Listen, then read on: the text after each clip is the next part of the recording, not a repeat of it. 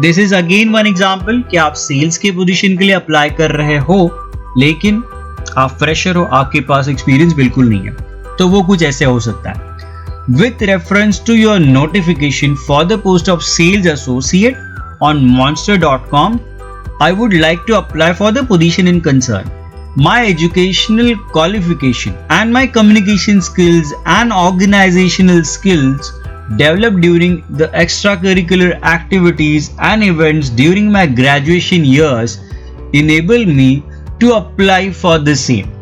तो देखो, आप सेल्स के लिए अप्लाई कर रहे हो तो सिर्फ क्वालिफिकेशन, बिकॉज नॉर्मली कोई भी ग्रेजुएट अप्लाई कर सकता है, ऐसे बहुत सारे सेल्स के पोजीशन होता है, लेकिन सेल्स के पोजीशन में ग्रेजुएशन के अलावा ज़्यादा ज़रूरी है आपका कम्युनिकेशन स्किल्स कैसा है, आपके पास कुछ लीडरशिप क्वालिटीज़ या कुछ ऑर्गेनाइजेशनल स्किल्स है या नहीं है, तो ये ज़्यादा ज़रूरी है. तो जब आप ये मेंशन करते हो कि माई educational qualification and my communication skills and organizational skills developed during extracurricular activities and events during my graduation years.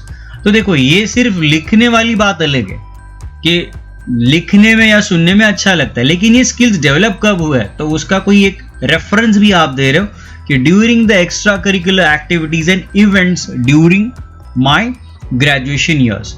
तो ये स्किल्स आप में डेवलप कब हुए हैं, जब आप कुछ अलग अलग इवेंट्स में या कुछ एक्स्ट्रा करिकुलर एक्टिविटीज जो कॉलेज में हुए रहेंगे उसमें आपने पार्टिसिपेट किया है, कुछ इन्वॉल्वमेंट था, तो उसकी वजह से ये स्किल्स आप में डेवलप है. तो आपने एक इनडायरेक्ट रेफरेंस दिया. सिर्फ कम्युनिकेशन स्किल्स लिखा है तो फिर उसमें उतना वेटेज नहीं आ रहा है, लेकिन अभी कुछ आपने एग्जाम्पल के साथ लिखा है तो उसका थोड़ा सा एक क्रेडिबिलिटी बढ़ जाता है. तो दिस इज वन एग्जाम्पल जहां पर एक फ्रेशर बंदा सेल्स के पोजीशन के लिए अप्लाई कर रहा है. I'm coming to one more example for web developer जहाँ पर without experience आप फ्रेशर इंजीनियर हो या फ्रेशर MCA कैंडिडेट हो और आप वेब डेवलपर या ऐप डेवलपर की पोजीशन के लिए अप्लाई कर रहे हो, तो उसमें कैसे हो सकता है.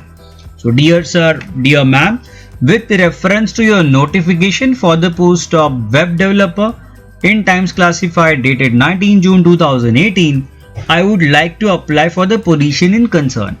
My educational qualification and my technical knowledge and skills of web development enable me to apply for the same. So, apart from my educational qualification, my technical knowledge and skills of web development. तो सिर्फ knowledge काफ़ी नहीं होता है, skills भी ज़रूरी है. Skills में बहुत कुछ आता है, क्रिएटिविटी भी होना ज़रूरी होता है. तो यहाँ पर कुछ चेंज है. एक सिंपल जो एक डल स्टेटमेंट लिखने से अच्छा है कि कुछ तो वहाँ पर अच्छा वर्ड्स डाल के थोड़ा सा एक्साइटिंग कंटेंट बन सकता है. तो this is a way you can represent yourself. और एक एग्जांपल दे रहा हूँ, टीचर के पोजीशन के लिए आप अप्लाई कर रहे हो. तो अगर आप टीचर के पोजीशन के लिए अप्लाई कर रहे हो, आपने शायद MA किया है या आपने BEd भी किया है. बहुत बार ऐसा होता है ना कि आपके पास एक्सपीरियंस नहीं है, तो एक्सपीरियंस नहीं तो how you can present yourself in cover letter. तो you can write it like this: Dear sir or ma'am, with respect to your notification for the post of teacher on timesjob.com, I would like to apply for the position of teacher, or position of professor, or position of lecturer.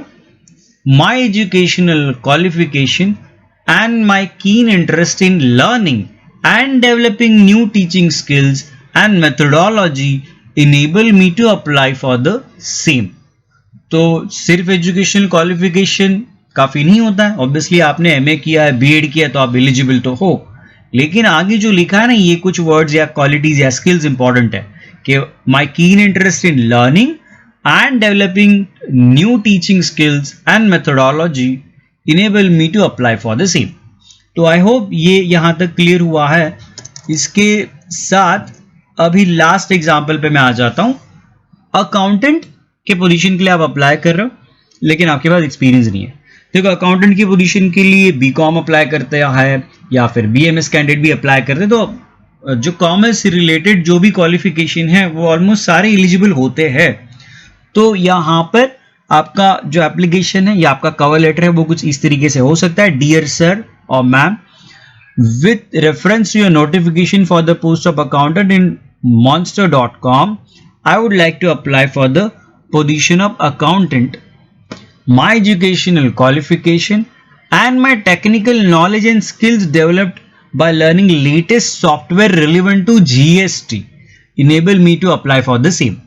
तो देखो, अगर आपका qualification BMS या BBI भी है, लेकिन आप अपने क्वालिफिकेशन के साथ यहाँ पर मैंने यहाँ क्या ऐड किया है, my technical knowledge and skills developed by learning latest software relevant to GST. तो बहुत बार उनके नोटिफिकेशन में क्लियरली मेंशन किया होता है कि उन्हें लेटेस्ट सॉफ्टवेयर अगर आपने सीखा है या GST से रिलेटेड कोई लेटेस्ट सॉफ्टवेयर सीखा है तो वो कैंडिडेट को प्रेफरेंस मिलेगा. अगर आपने सच में वो सीखा है तो उसके बारे में आप कवर लेटर में मेंशन कर सकते हो. तो ऑब्वियसली आपका रिज्यूमे एक प्रायोरिटी बेसिस पे चेक जरूर करेंगे और आपको इंटरव्यू के लिए कॉल भी जरूर करेंगे.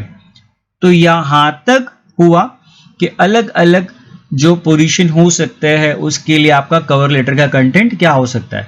तो मोर और लेस सेम है, लेकिन कुछ क्वालिटीज है वो आप ऐड करके उसमें एक चेंज ला सकते हो. अभी कवर लेटर को एंड कैसे किया जाए, उसके लास्ट में क्या लिखना चाहिए वो देख लेते हैं. तो कवर लेटर का एंड कुछ इस तरीके से किया जा सकता है. I believe I would make an excellent addition to your team or organization or institute. I look forward to hear from you. Yours sincerely, Tanvi Singh. तो जहां पर मैंने team oblique organization oblique institute लिखा है तो वहां पर कोई एक ही पार्ट सिलेक्ट करना है. अगर आप कोई एजुकेशनल इंस्टीट्यूट को अप्लाई करो तो इंस्टीट्यूट लिखो, अगर आप कंपनी में अप्लाई करो तो ऑर्गेनाइजेशन या फिर टीम भी चल जाएगा. और एक example with a small change, और इसमें क्या लिखना होता है और क्या नहीं लिखना होता है वो भी बता देता हूं. तो one more similar example can be, I believe I would make an excellent addition to your team. Looking forward to hear from you, sincerely Ankit Sharma.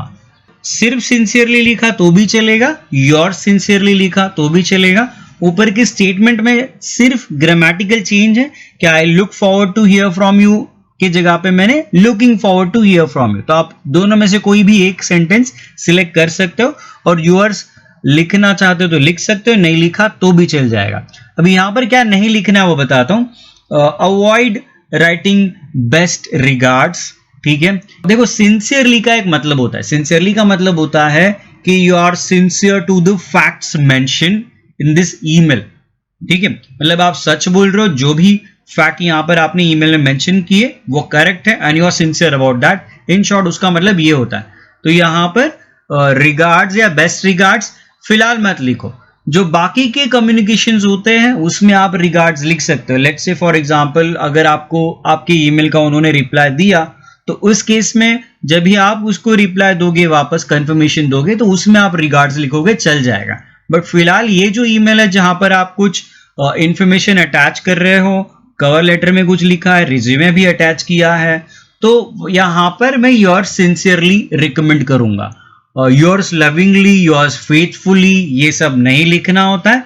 ये फॉर्मल लेटर या ऑफिशियल लेटर में ये सब नहीं चलता है.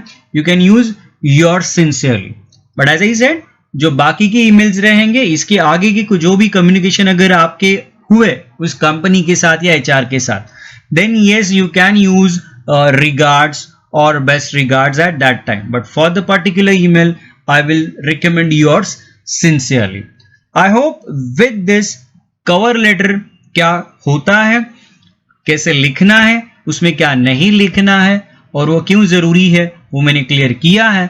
तो इस वीडियो के साथ मैं सजेस्ट करूंगा पहले आप एक अपना सैंपल कवर लेटर रेडी करो जो आपको इसके आगे किसी भी पोजीशन के लिए अप्लाई करते समय काम आएगा. Obviously depending on the job profile और रिक्वायरमेंट एंड द स्किल्स आप उसमें कुछ छोटे मोटे चेंजेस जरूर कर सकते हो, but make one format ready for yourself.